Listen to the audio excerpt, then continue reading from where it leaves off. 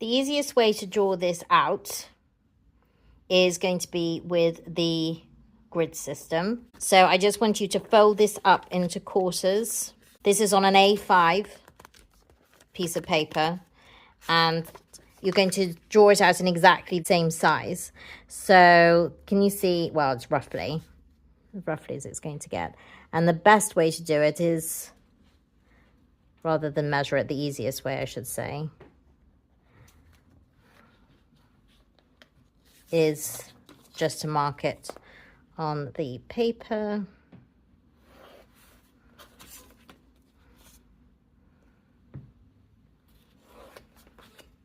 Always double check everything. So that's the grid system. And as I have said before, you can draw it in square at a time. So you're dividing it up like a jigsaw, so it doesn't become so overwhelming. And that's why I've given you such a busy scene, because I want your brain to start to look at, complex scenes and really simplifying them.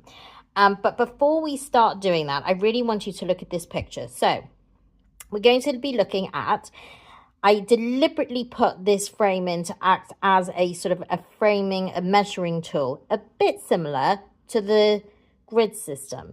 Now, the thing is, if you're looking at a spot in front of you, you can't use the grid system. But I always found the grid system very good. But also things like the frame of the window is like a grid system, okay? And you've got this line of the wall across here.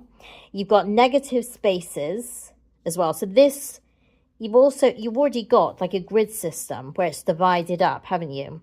And then the top, you've got the grasses. You can see that as one whole element. And then the bench. Now look at the relationship of the bench to the flowers. You've got one flower overlapping the frame. You've got this is overlapping the wall, giving it a distance.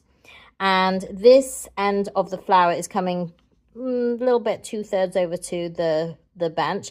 This is coming to the end of that bench, so you can learn to measure that. We have got these, as I already mentioned, the tops, the different heights of the jars and bottles as well, and glasses, and this. So we've got, this is the middle section here and here, and the tulips are just kind of coming over that middle section.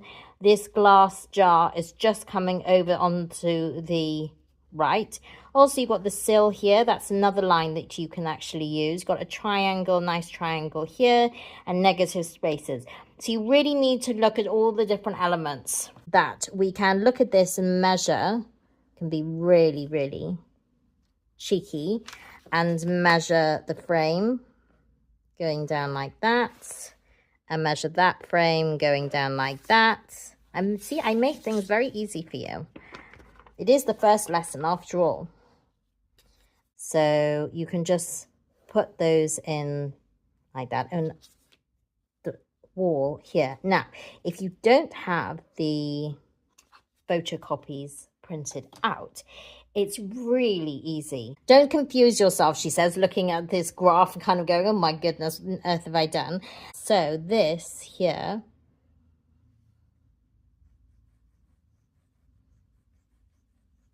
going to start with these leaves. Now, for example, you've got this negative shape here. Can you see that leaf, that stem is coming here? So you've got that there. Now this is the sill, and this glass is coming down here. I'm going to get a rubber out in a minute because I've overdone it with the lines. So don't go too OTT. And then we've got this here, this jar.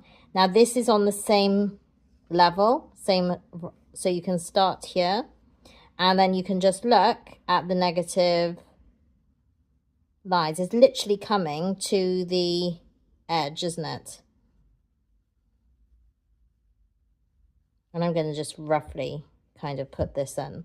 My idea was that once you'd actually done this, you can go over it with pen and some color if you so wish. And that's what I'm going to put in. I'm not going to put in that reflection at the moment. And then you can go to the right, and we've got the bottle coming. It's literally right on that. It's quite a slim bottle actually, it's not huge. And that's coming over.